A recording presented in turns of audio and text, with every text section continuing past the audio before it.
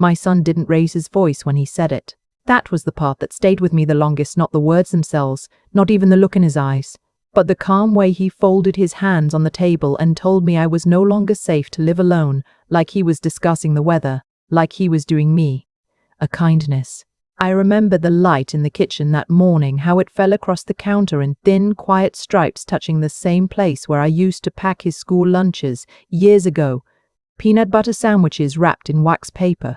Apple slices brushed with lemon so they wouldn't brown. I used to stand there before sunrise, moving carefully so I wouldn't wake him, thinking love meant preparing everything before anyone asked. Now I stood in that same spot while he explained that I needed care. "You've been forgetting things, Mom," he said, not meeting my eyes. "I forgot where I left my glasses once," I replied.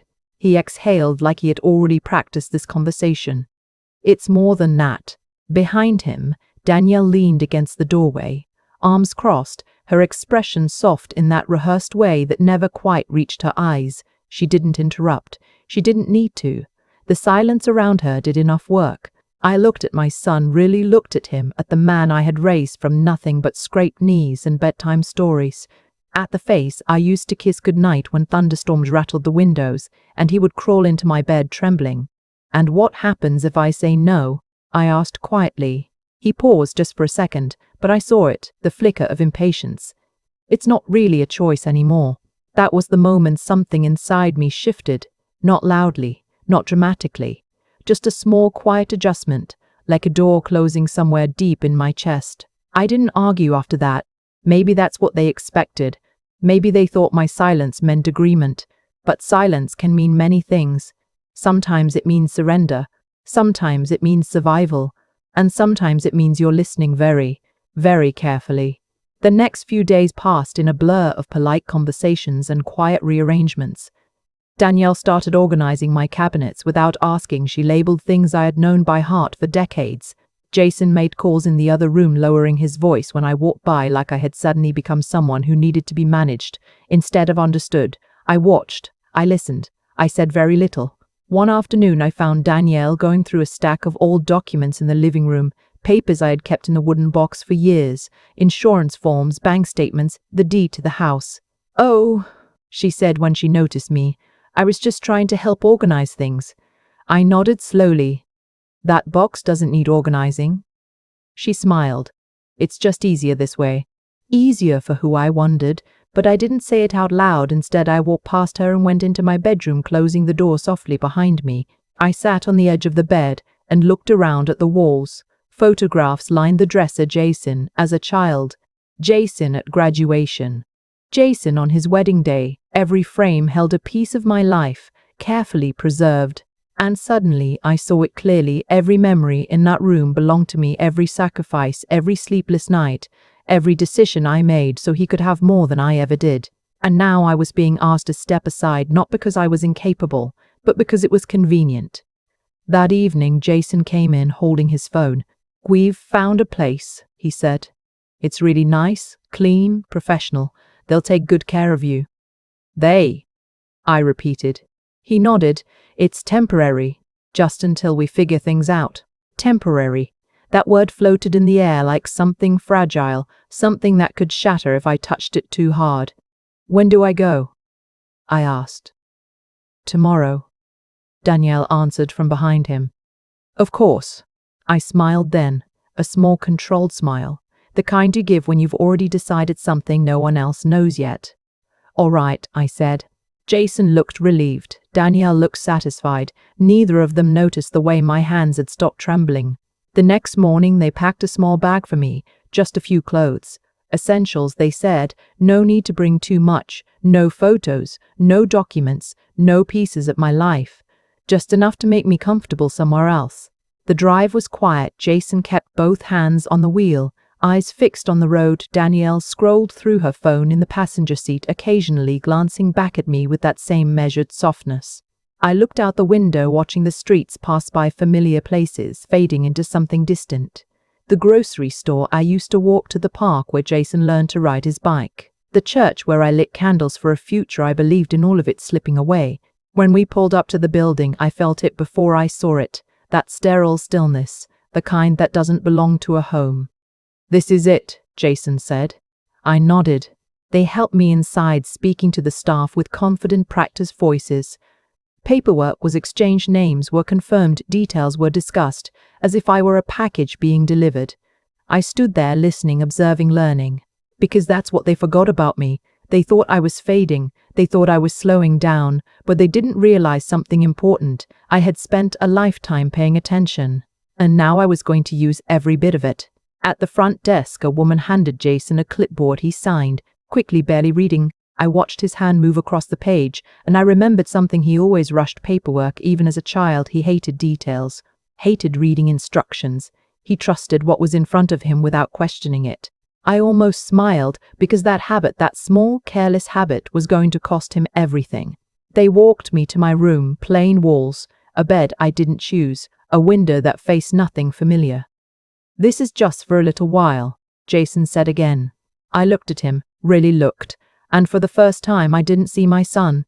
I saw a man who had made a decision, and I saw exactly where that decision would lead him. I understand, I said softly. He hugged me then, tight, almost convincing. Danielle kissed my cheek, and then they left. The door closed behind them with a quiet click. I stood in the middle of that unfamiliar room, listening to the silence settle around me. Then I walked over to the bed and sat down slowly, not defeated, not broken, just still, because sometimes stillness is where everything begins. I folded my hands in my lap and let out a slow breath. They thought this was the end of something, but they were wrong. This was the beginning. I didn't cry after they left, not because it didn't hurt, but because I had learned long ago that tears are a luxury you cannot afford when people are watching for weakness, and even when no one is watching. You never quite know who might be listening through the walls, measuring your silence, deciding what it means. Instead, I stood up slowly and walked around the room, touching things: the edge of the dresser, the thin blanket folded at the foot of the bed, the cold window that showed me a courtyard I didn't recognize, a place filled with people who moved slowly or not at all, people who had already been placed somewhere between memory and forgetting. I watched them for a moment and then looked away, not because I feared becoming them, but because I refused to accept that this was where my story ended. The nurse came in shortly after, a kind woman with tired eyes and the voice that sounded like she had repeated the same reassurances 1,000 times. She asked me if I needed anything, if I was comfortable, if I understood the schedule. Meals at 8, 12, and 5. Medication checks twice a day, visiting hours limited. Visiting hours, I thought. As if the people who bring you here are the same ones who come back. I nodded politely and thanked her, the way I had been raised to do, even when gratitude wasn't the emotion sitting in my chest. When she left, I sat at the small desk near the window and folded my hands again, not in prayer but in patience, because patience is often mistaken for helplessness, and I had no intention of correcting that misunderstanding just yet. The first night passed slowly, the kind of slow that stretches minutes into something heavier, something that presses against your thoughts until you have no choice but to face them. I thought about Jason, about the way his voice didn't shake, about how easily he had said temporary. And I wondered if he believed it, or if he needed me to believe it so he wouldn't have to feel what he had done. I thought about Danielle, about the way she had already started rearranging my life before I had even left it, and I realized something then, something clear and steady. This had not been a sudden decision. This had been planned, discussed, agreed upon long before I was ever told. That realization didn't break me. It steadied me, because a planned action leaves traces, and traces can be followed. The next morning I woke before the sun, out of habit more than anything else, and for a moment I forgot where I was. I reached for the familiar shape of my bedside table, for the lamp I had used for years, and instead my hand met something unfamiliar. A plastic surface, light and hollow, and just like that, the reality settled back in. I got dressed in the clothes they had packed for me. Simple, practical, nothing that carried memory, and I walked out into the hallway, moving slowly, not because I needed to, but because I wanted to see, to observe, to understand the place they had chosen for me. People sat in chairs lining the walls, some staring ahead, some murmuring to themselves, some watching a television mounted high in the corner that played a program no one seemed to follow. Staff members moved between them with practiced efficiency, checking names, offering pills, guiding bodies that had forgotten how to guide themselves. I nodded to a few of them, offered a small smile, and they smiled back with that same gentle distance. the kind reserved for people who are expected to fade. I sat in the common area for a while, listening more than anything else, conversations that didn't quite connect, fragments of stories that had lost their endings. And I realized how easy it would be for someone like Jason to believe this was where I belonged, not because I was like them, but because it was convenient to place me among them. After breakfast, which I barely touched, I approached the front desk and asked politely if I could use a phone. The woman there hesitated, then told me I would need to wait until the designated time, that calls were monitored, that there were procedures. Procedures, I repeated in my mind, another word that sounds reasonable until it is used to limit you. I thanked her and walked away, not arguing, not pushing, because I wasn't ready to reveal what I needed just yet. Instead, I returned to my room and sat down at the desk again, looking at the blank surface in front of me, and I began to do what I have always done when things felt uncertain. I started to organize my thoughts. I didn't have paper yet, but I didn't need it, not immediately. My mind was clear, sharper than they believed, sharper than they needed it to be, and I began listing everything I knew, every account, every document, every decision I had made over the years that tied me to the life they thought they could quietly take from me. I remembered the lawyer I had worked with, the one who had handled the house after my husband passed, a woman who paid attention, who asked questions, who didn't rush through details the way Jason did. I remembered the bank, the accounts that required more than one signature, the safeguards I had put in place not because I expected betrayal, but because I understood how easily things can change when people think they have control. By the second day, I had a plan forming, not a loud one, not something dramatic, but something steady, deliberate, built on the same patience that had carried me through years of raising a child on my own. I spoke less, listened more, and began to ask small questions, careful questions, about procedures, about paperwork, about how decisions were made, and who had the authority to make them. The staff answered politely, assuming curiosity, not strategy, and I nodded as if I was simply trying to understand my new routine. That night I asked the nurse for a notebook and a pen, telling her I liked to write. Before bed, a habit I had never mentioned before, because I had never needed to. She smiled and brought me a small spiral notebook, the kind you might give to a child, and placed it on my desk. I thanked her and waited until the hallway quieted before opening it. The first page stayed blank for a long moment as I considered where to begin, because beginnings matter. They set the tone for everything that follows. And then I started writing, not emotions, not complaints, but facts, clear and precise. Names, dates, account numbers, property details, every piece of information that connected me to the life I had built. I wrote about the house, the deed that still carried my name, the accounts that had not been closed, the signatures I had not given, and as the words filled the page, something inside me settled into place, something firm and unshakable. They thought they had simplified things by placing me here, by removing me from the center of my own life. But what they had really done was give me space to think, to plan, to act without interruption. By the third day, I had filled several pages, each one bringing me closer to clarity, closer to action, and when I finally lay down to sleep that night, I felt something I hadn't felt since before that conversation in the kitchen. Not fear, not confusion, but certainty. They believed they had made a decision for me, but they had forgotten something important. I had spent my entire life making decisions for myself, and I was not about to stop now. By the fourth morning, the rhythm of the place had become predictable, and predictability is something you can use if you pay close enough attention. Meals at the same time, medication rounds like clockwork, staff changes that followed a pattern you could almost set a watch to, and within that pattern, small gaps, quiet moments where no one was watching too closely, where questions could be asked and answers could be gathered without raising concern. I had already learned which nurse was more talkative, which aide rushed through her tasks, which administrator preferred to avoid confrontation, and I used that knowledge carefully, never pushing too far, never revealing too much, just enough to build a picture of how things worked and where they didn't. That morning I approached the front desk again, this time with a softer tone, asking about the process for contacting legal representation, not as a complaint but as a general inquiry. Something a woman might ask if she were trying to get her affairs in order, the same phrase Jason had used as if it were harmless. The woman behind the desk hesitated, then explained that I could request an external call during designated hours, that I would need to provide the number, that it would be logged. recorded, documented. Everything in this place was documented. And that detail alone told me something important. If everything was written down, then everything could be challenged. I nodded, thanked her, and returned to my room, where the notebook waited on the desk like a quiet ally.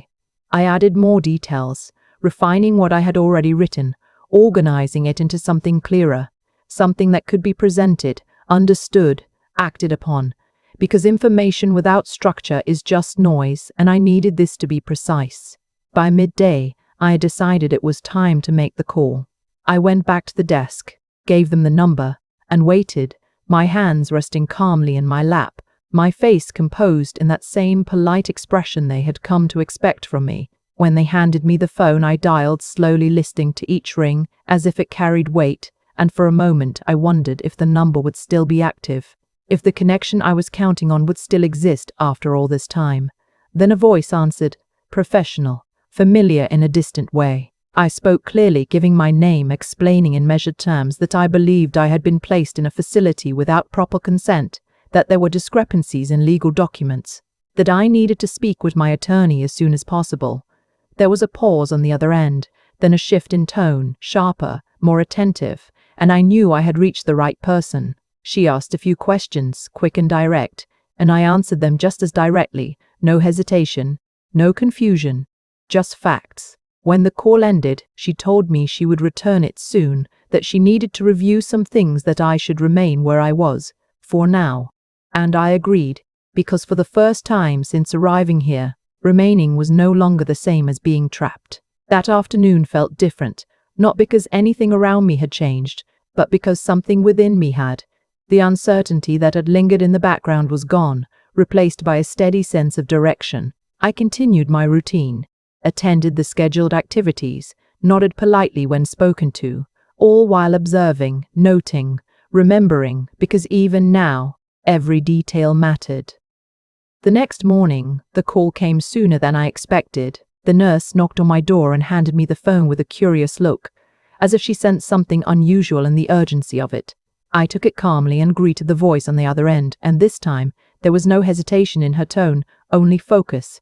She asked me to confirm specific details, about the documents, about the signatures, about whether I had ever granted power of attorney, and I answered each question with certainty.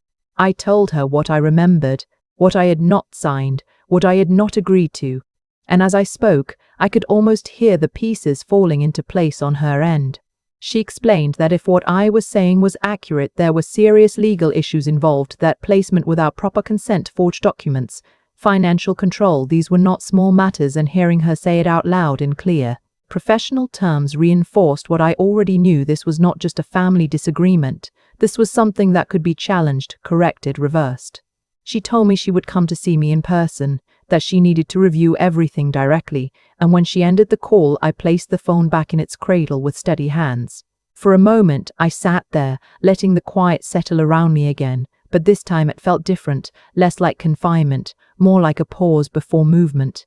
Over the next 2 days, I prepared, not in any visible way, but internally reviewing everything I had written, adding small details I might have missed, making sure there were no gaps, no uncertainties, because when the time came, I needed to be clear, confident, unshakable. I thought about Jason during those moments, not with anger, but with a kind of distant clarity. I replayed the conversation in the kitchen, the way he had avoided my eyes, the way he had framed everything as concern, and I realized something important. He had convinced himself. This was justified, that belief would make him careless, because people who think they are right rarely prepare for being proven wrong. On the third day after my call, she arrived. I knew it was her the moment I saw the way the staff reacted, a subtle shift in posture, a quick exchange of glances, the kind of tension that comes when someone with authority enters a space that prefers quiet compliance. She introduced herself at the desk, her voice firm, her presence unmistakable, and within minutes she was standing in my doorway, looking at me with a mix of concern and determination. "Tell me everything," she said, and I did, not as a victim, not as someone seeking sympathy, but as someone presenting a case, clear, structured, undeniable. I showed her the notebook, the pages filled with details, and she read through them carefully, occasionally asking a question, occasionally nodding as if confirming what she already suspected. When she finished, She closed the notebook and looked at me with a slight smile, the kind that isn't about comfort, but about readiness. "You're not staying here," she said, and there was no doubt in her voice. For the first time since I had been brought into that building, I allowed myself a small breath of relief.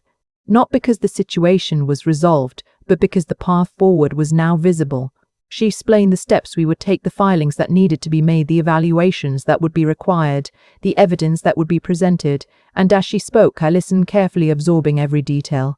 Because this was no longer just about leaving, it was about reclaiming everything that had been taken. When she left that day, she carried my notebook with her, promising to return with updates, and as the door closed behind her, I sat back in my chair and looked around the room one more time. The walls were still plain, the furniture still unfamiliar, but the weight of the place had lifted, replaced by something else, something sharper, something alive. They had brought me here believing they were closing a chapter, but they had overlooked one simple truth. I was the one who decided how my story continued. And now, I was ready to write the next part.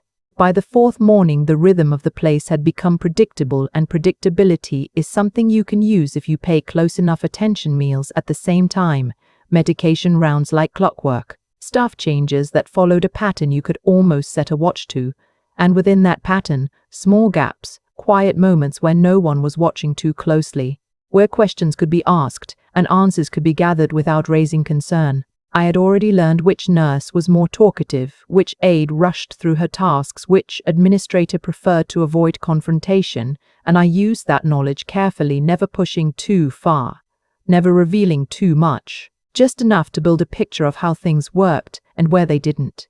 That morning, I approached the front desk again, this time with a softer tone, asking about the process for contacting legal representation, not as a complaint but as a general inquiry. Something a woman might ask if she were trying to get her affairs in order. The same phrase Jason had used, as if it were harmless. The woman behind the desk hesitated, then explained that I could request an external call during designated hours, that I would need to provide the number, that it would be logged, recorded, documented. Everything in this place was documented. And that detail alone told me something important. If everything was written down, then everything could be challenged. I nodded, thanked her, and returned to my room, where the notebook waited on the desk like a quiet ally. I added more details, refining what I had already written, organizing it into something clearer, something that could be presented, understood, acted upon, because information without structure is just noise, and I needed this to be precise. By midday, I had decided it was time to make the call. I went back to the desk, gave them the number, and waited, my hands resting calmly in my lap, my face composed in that same polite expression they had come to expect from me. When they handed me the phone, I dialed slowly, listening to each ring, as if it carried weight, and for a moment I wondered if the number would still be active, if the connection I was counting on would still exist after all this time. Then a voice answered, professional, familiar in a distant way. I spoke clearly, giving my name, explaining in measured terms that I believed I had been placed in a facility without proper consent, that there were discrepancies in legal documents, that I needed to speak with my attorney as soon as possible. There was a pause on the other end, then a shift in tone, sharper, more attentive, and I knew I had reached the right person. She asked a few questions, quick and direct, and I answered them just as directly. No hesitation, no confusion, just facts.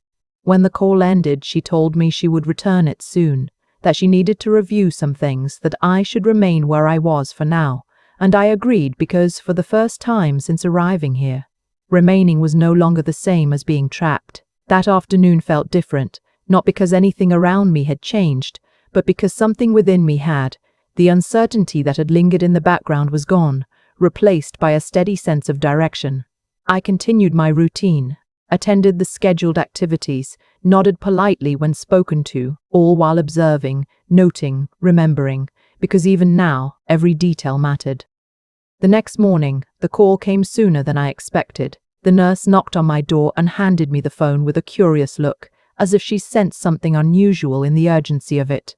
I took it calmly and greeted the voice on the other end, and this time, there was no hesitation in her tone, only focus. She asked me to confirm specific details about the documents, about the signatures, about whether I had ever granted power of attorney, and I answered each question with certainty. I told her what I remembered, what I had not signed, what I had not agreed to, and as I spoke, I could almost hear the pieces falling into place on her end. She explained that if what I was saying was accurate, there were serious legal issues involved, that placement without proper consent, forged documents, financial control, these were not small matters, and hearing her say it out loud in clear, professional terms reinforced what I already knew. This was not just a family disagreement, this was something that could be challenged, corrected, reversed. She told me she would come to see me in person, that she needed to review everything directly, and when she ended the call, I placed the phone back in its cradle with steady hands. For a moment, I sat there, letting the quiet settle around me again. But this time, it felt different, less like confinement, more like a pause before movement. Over the next 2 days, I prepared not in any visible way, but internally reviewing everything I had written, adding small details I might have missed, making sure there were no gaps, no uncertainties, because when the time came, I needed to be clear, confident, unshakable. I thought about Jason during those moments, not with anger, but with a kind of distant clarity.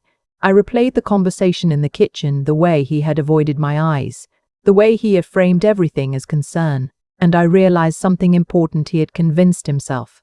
This was justified. The belief would make him careless, because people who think they are right rarely prepare for being proven wrong. On the 3rd day after my call, she arrived.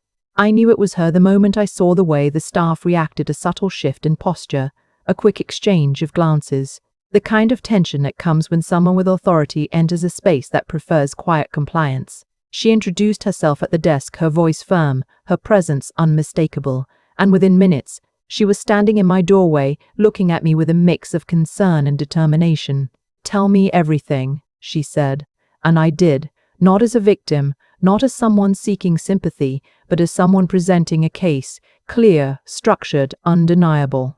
I showed her the notebook, the pages filled with details, and she read through them carefully, occasionally asking a question, occasionally nodding as if confirming what she already suspected. When she finished, she closed the notebook and looked at me with a slight smile, the kind that isn't about comfort, but about readiness. "You're not staying here," she said, and there was no doubt in her voice.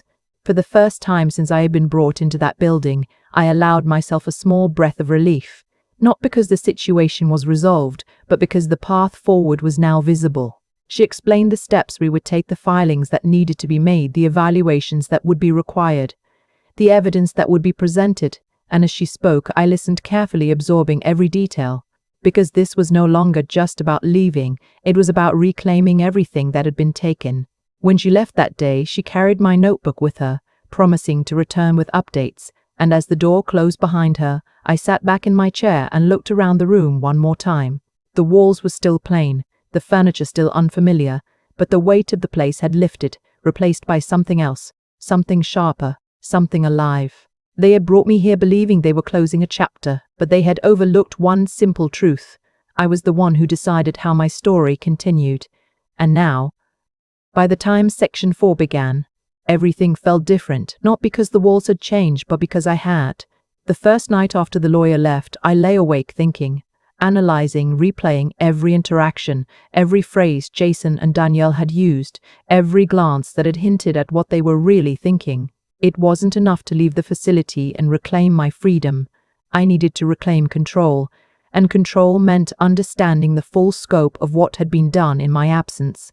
The room was quiet, the faint hum of the air conditioner, the only sound, and for the first time I felt the patience settle into my bones, the kind that allows a person to wait, observe, and strike at precisely the right moment. I reviewed the documents in my head, remembering each checkbox Jason had signed, each line Danielle had witnessed, each paper that had been filed without my consent. They thought that because I had let years pass quietly, I would not notice. But observation is not always loud, and just because someone does not act immediately does not mean they are powerless. I had survived more than most could imagine, and this was merely another chapter in a long story of endurance and strategy. The next morning, I began small steps, testing boundaries within the facility. I asked questions, called the front desk more frequently, subtly reminding staff that I was aware, that I remembered, that I was capable of understanding every little procedure. Their polite nods, their slightly uneasy smiles all told me something I had long suspected. No one here had considered what it meant to underestimate me. They had assumed silence equaled compliance. They were wrong. By mid-morning, I received a call from the attorney. Her tone was sharp, brisk, precise, the kind of professionalism that carries both reassurance and authority. She had reviewed my notes, examined the documentation I had supplied, and confirmed what I had hoped. There was clear evidence of misrepresentation, forged signatures, and undue influence. Her assessment was immediate. I was in a strong position to not only leave the facility but also to reclaim legal control over my property and finances.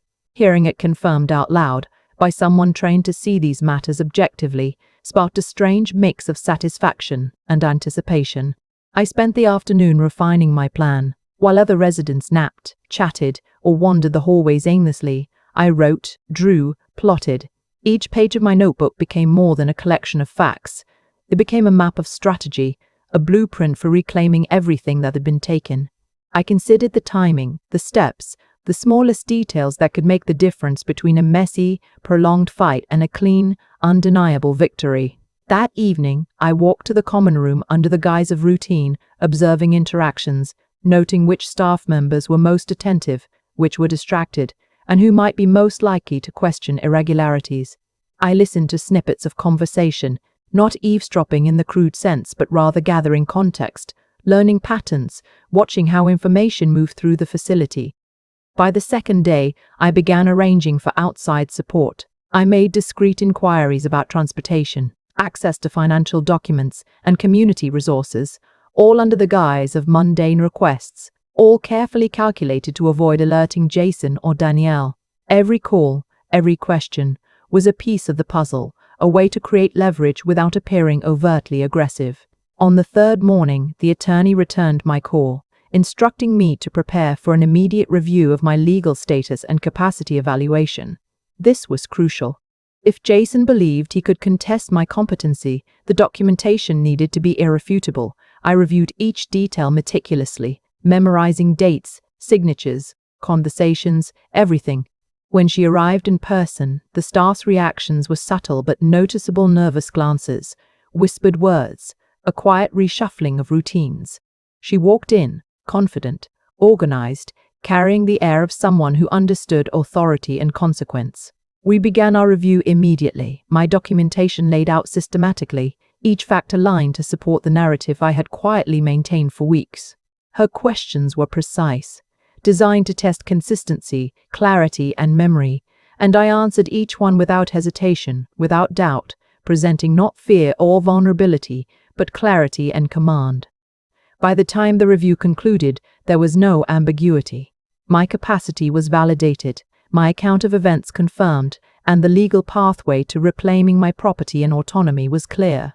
The next steps were deliberate: filing motions to revoke any unauthorized power of attorney, freezing access to financial accounts, and preparing for the eventuality of a court-mandated return to my home. Each action was calculated to ensure Jason and Danielle could not impede the process. That afternoon, as I returned to my room, I felt the first flicker of something that had been absent for too long: control. The room, still plain, still sterile, now felt like a temporary stage for a larger act, one I had planned and executed with patience, strategy, and unwavering focus. The following morning, I was ready for the first direct confrontation, though it would be indirect in practice. Notices were drafted, calls made, motions filed. Each procedural step brought me closer to the moment when the balance would shift, when the house, the property, the control that had been taken would legally, irrevocably return to me. I spent the day observing, ensuring that my actions remained within the bounds of legality, that every document, every interaction, was properly logged and accounted for. The sense of anticipation was not frantic. It was deliberate, a calm, measured understanding that patience would amplify the effect. By late afternoon, I allowed myself a brief reflection, recalling all the moments that had led to this point: the long nights, the sacrifices, the quiet endurance, the unnoticed labor, the silent observation. Each memory reinforced my resolve, each recollection a reminder that I had survived far greater challenges and that this too would bend to my will. That evening, the attorney arrived to finalize the emergency motion to revoke the forged power of attorney. She explained each clause, each stipulation, ensuring clarity, ensuring there could be no misunderstanding or loophole. As we went over the documents together, I felt a growing sense of satisfaction, not in vengeance, but in justice, in the certainty that what had been taken without consent would be restored, and that those who had acted in bad faith would finally understand the consequences of their actions. I signed each paper deliberately, the pen moving with steady, unshakable hands, the weight of years of endurance manifesting in each stroke. When the last signature was completed, we reviewed the plan for the following days: notifications, filings, follow-ups. Everything was accounted for. There was no rush, no frantic energy, only a deliberate, controlled sequence designed to ensure that when the final moment arrived, it would be unassailable. As I returned to my room that night, I placed the notebook on the desk, the pen beside it, and allowed myself a moment to breathe. For the first time since being placed in that facility, I felt the true possibility of freedom, not abstract or imagined, but real, tangible, inevitable. The quiet hum of the building was no longer oppressive. It was merely the backdrop to the orchestration of my return, a return that would be measured, deliberate, and complete. That night, sleep came easier than it had in weeks. I dreamt not of fear, not of betrayal, but of the house, the garden, the roses, the quiet moments I would reclaim, all unfolding exactly as they had been planned. When I woke, I was ready. Every step had been calculated, every contingency considered, and the path forward was clear. They had thought they had closed the chapter, but they had underestimated the quiet strength of patience, observation, and strategy. The morning light filtered through the blinds, casting thin stripes across the floor, and I felt the kind of calm that only comes from preparation and certainty. The motions had been filed, the documentation was airtight, and the first step of reclaiming control was underway. I dressed deliberately, choosing a modest, comfortable outfit that conveyed no weakness, no vulnerability, but a quiet dignity. As I walked down the hallway toward the front desk, I noticed the subtle shifts in the staff's behavior: nervous smiles, extra attentiveness, the kind of micro-reactions people exhibit when they realize someone has quietly assumed authority. I smiled inwardly. They had no idea how much I had planned, how thoroughly I had orchestrated each detail, and they would soon understand. At the front desk, I asked to speak with the administrator, casually referencing my attorney's recent visit and the review that had taken place. Her eyes widened slightly, but she maintained her professional composure. That was the first domino. I allowed the conversation to remain brief and civil, conveying only enough information to let her know that I was no longer a passive participant. I didn't shout. I didn't demand. I simply stated facts with the calm precision of someone who had been underestimated for far too long. By mid-morning, I had contacted the bank, confirming that my access remained intact and that any accounts under my name were secure. I requested a full ledger of recent activity, which arrived by email within hours. Each entry I reviewed, carefully noting discrepancies, unauthorized withdrawals, and transfers. Every transaction told a story, and it was a story of disregard, of assumption, of someone believing that age meant helplessness. But age had only refined my focus, sharpened my strategy, and clarified my goals. That afternoon, Monica, my attorney, called with news that the emergency motion had been received and reviewed. It would be processed immediately, and we were granted a temporary injunction halting any further action by Jason or Danielle regarding my property. The relief was palpable, but I didn't let it disrupt my composure. Relief was one thing, control was another, and I was intent on regaining both. I spent the rest of the afternoon observing, documenting, and preparing for the next series of steps. Each call I made, each interaction with the staff, was measured to ensure the legality of our plan, while subtly reinforcing my awareness and authority. By evening, I returned to my room and reviewed the layout of my property in my mind. I visualized every room, every detail that Danielle had thought she could control, every path Jason had assumed he could take without consequence.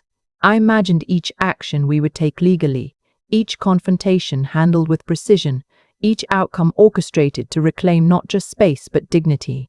That night, I wrote in my notebook, not just a record of events, but a reflection of strategy, intentions, and outcomes. I noted timelines, possible challenges, and contingencies, ensuring that nothing was left to chance. Every observation from the facility became part of a broader plan, every subtle shift in behavior a clue to potential reactions. The writing itself was cathartic, a rehearsal of triumph and justice that allowed me to envision the ultimate outcome in vivid detail. The following morning, I arranged for a discreet meeting with a local investigator. Their role would be to confirm the authenticity of documents, verify accounts, and provide a neutral third-party assessment that could be used if any disputes arose. The investigators' professionalism was immediate. They understood the stakes, the subtle nuances, and the emotional weight behind the case. We reviewed each document, discussed procedures, and established a timeline for verification. It was another layer of security, another assurance that our approach would withstand scrutiny. By mid-afternoon, the news reached the facility. Staff began to act with increased attentiveness, the subtle tension in the air palpable. I continued my routines calmly, observing without giving away the breadth of my preparation. Each resident interaction, each question, each request was carefully calculated to maintain normalcy while reinforcing awareness and control. I noticed Danielle's name mentioned quietly among staff whispers. That was confirmation. Word had traveled, and the underestimation of my awareness was becoming evident. That evening, I drafted letters to key stakeholders, neighbors, community members, and trusted friends who could provide witness statements or support if needed. The letters were factual, calm, and precise, no emotion, no hyperbole, only truth and evidence. This network would later prove essential, both for establishing credibility and for demonstrating community support in case of disputes. By late evening, I allowed myself a brief moment of reflection. I thought of the sacrifices, the years of silent endurance, the labor that had gone unacknowledged. Each memory reinforced not resentment but resolve, a clarity that justice was not merely personal. It was procedural, deliberate, and unavoidable. Sleep came slowly, not from anxiety, but from the awareness that the first wave of action had been set in motion, and the foundation of my return was solid. The following day brought the first direct notification to Jason and Danielle. It was delivered by the court-appointed process server, a neutral party who left a copy of the injunction at their residence. I did not witness their reactions, nor did I need to. The legal documentation would speak louder than any confrontation. The timing was intentional, designed to establish authority without engaging in unnecessary conflict, a demonstration of control that was both silent and absolute. By mid-morning, I had returned to my observation routine, noting the subtle changes in their behavior, the way Danielle moved with hurried caution, the way Jason avoided direct interaction. My satisfaction was quiet but profound, rooted not in vengeance but in the inevitable acknowledgement of consequences. That afternoon, Monica and I reviewed potential next steps, including freezing access to accounts, initiating property claims, and preparing for the eventual transfer of authority and ownership. Each discussion was meticulous, every detail aligned to ensure that no loophole could be exploited, no action could be contested without clear evidence. By evening, I began envisioning the return to my home, not as a rushed, chaotic reclamation, but as a deliberate, measured re-entry that would affirm control, dignity, and independence. I considered timing, approach, and contingencies, all while maintaining the appearance of routine life within the facility. Late that night, as the lights dimmed and the facility quieted, I reflected on the emotional weight of the upcoming steps. The journey had been long, the endurance tested daily, but every sacrifice, every moment of restraint had been preparing me for this precise juncture. The quiet satisfaction of planning, observing, and preparing created a new kind of peace, the peace of inevitability, of justice measured, of strategy executed with patience and precision. I slept that night not in fear, not in anticipation of chaos, but in calm certainty that the following days would bring resolution, reclaiming not just a physical space but the respect, authority, and dignity that had been denied for far too long. The morning arrived crisp and clear, the sunlight filtering through the blinds in thin, deliberate stripes that seemed to echo the precision of the plan I had been enacting for weeks. I moved with quiet purpose, each step deliberate, each motion unhurried yet firm. Today was about execution, the first tangible step in reclaiming the life, the home, and the respect that had been stripped from me. Breakfast was simple: a cup of tea, a piece of toast, but I savored every bite, every sip, as though fueling not just the body but the strategy that had been building silently over months. Monica arrived mid-morning, her presence calm yet assertive, a perfect balance to my measured intensity. We reviewed the final drafts of motions, double-checked account information, and confirmed the logistics for the day's legal actions. Every line, every detail had been meticulously scrutinized. There was no room for error, no margin for assumption, and no tolerance for oversight. Once satisfied, we began the first phase of what I quietly called the reclamation.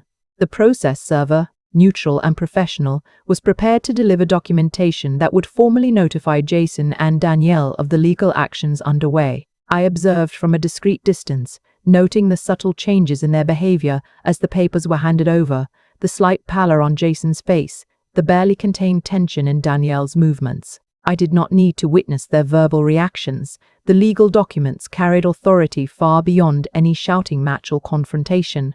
After the delivery, Monica and I returned to my temporary quarters. I opened the notebook I had carried with me since my arrival at the facility, the pages filled with observations, dates, and meticulously organized strategies. I made additional notes, recording the timing of the delivery, any visible reactions, and potential avenues for follow-up. Documentation, I reminded myself, was as much a tool of power as the law itself. By late morning, word had already traveled through the facility staff. Subtle changes in their attentiveness confirmed that my awareness was no longer in question. Every interaction, every request, every casual inquiry was now being measured against the fact that I was fully alert, fully aware, and fully capable of asserting my rights. This quiet control, the awareness that I was being taken seriously, provided a satisfaction that was profound yet composed. Lunch was a brief respite.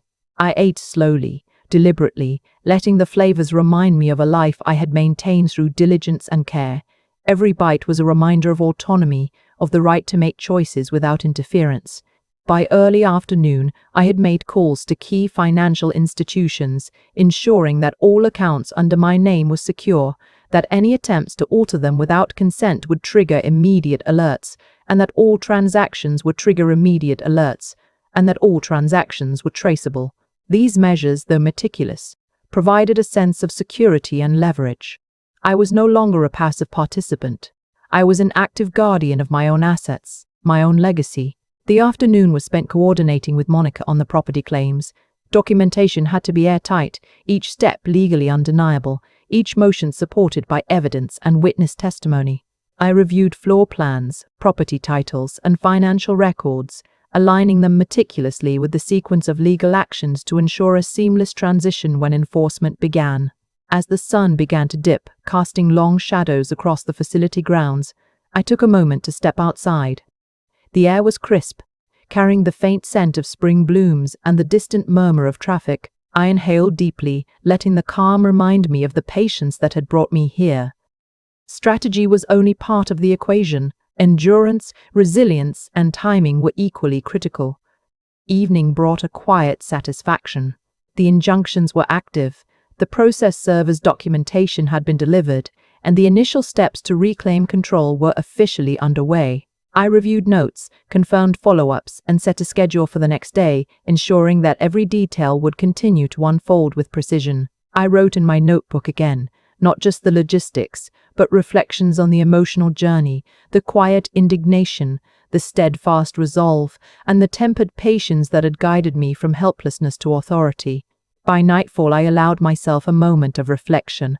The journey had been long, the endurance tested daily, but each sacrifice, each careful observation, and each strategic move had been a deliberate step toward this moment. I closed the notebook, feeling the quiet power of a plan unfolding exactly as intended. Sleep was approached with the calm of inevitability, a peace rooted not in resignation, but in the knowledge that the first tangible steps toward reclaiming my life, my home, and my dignity had been successfully executed. In the quiet hours, I thought of Jason and Danielle. Their underestimation, their assumptions about age and incapacity, had provided the perfect cover for my preparation. Each error they had made, each action taken under the guise of benevolence, had been anticipated and neutralized in advance. I was not merely reacting, I was orchestrating, guiding the narrative from the shadows until it would emerge in full view, undeniable and unassailable. The following morning began with meticulous review. I double-checked timelines, coordinated with Monica on court filings, and made final preparations for the anticipated responses from Jason and Danielle. The calm precision of the routine, the methodical approach to each task, reinforced the sense of control that had been absent for far too long. By mid-morning, the first responses began to filter in, cautious, hesitant, and revealing of the tension that had begun to take root. Each communication was catalogued, analyzed, and cross-referenced against my planned responses. I observed without engaging unnecessarily, allowing the law, documentation, and preparation to do the work that confrontation alone could not achieve. By early afternoon, I had mapped out the next sequence of legal maneuvers. The goal was not merely to reclaim property or control. It was to establish undeniable authority, to create a framework in which any future interference would be immediately addressed and countered. Every potential objection had been anticipated, every contingency accounted for, and every legal avenue prepared. As the day drew to a close, I stepped outside again, breathing in the evening air, and felt a quiet sense of accomplishment. The first wave had been successfully executed, the groundwork laid for the subsequent steps, and the narrative of my life, previously hijacked, was now firmly back in my hands. The night was quiet, but my mind remained alert, reviewing, planning, and anticipating the next series of actions. Each moment of calm was a precursor to deliberate, controlled action, ensuring that when the time came to reclaim my home fully, nothing would be left to chance. I allowed sleep to come, resting in the knowledge that the first significant victories had been achieved through patience, preparation, and precision. The sun rose gently the next morning, spilling soft golden light across the quiet streets and the pale walls of my temporary residence. I drank my tea slowly, savoring each sip, letting the warmth seep into my chest as if it were infusing me with the patience and clarity I had cultivated over the past weeks. Today was different. Not just another day of preparation, but the day when all the careful planning, every meticulous note, every legal maneuver, and every quiet observation would converge into the final act of reclamation. Monica arrived promptly, briefcase in hand, her demeanor calm but alert. We reviewed the final motions one last time, ensuring that every page was signed, notarized, and ready for submission. No detail was too small to check. Every document, every signature, and every timeline had to be flawless. This was not just about property or finances, it was about reclaiming my life, my autonomy, and my dignity.